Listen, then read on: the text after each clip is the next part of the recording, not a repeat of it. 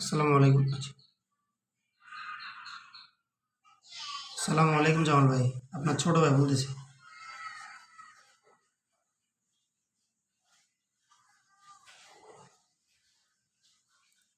আপনার জন্য কষ্ট করে চলে আসছে, মোবাইল এক ফোঁটা চার্জও নাই। প্রথম আলো পেপার বলছেন, প্রথম আলোর পেপার দিয়ে দিতেছি শুধু আপনার মন রাখার জন্য।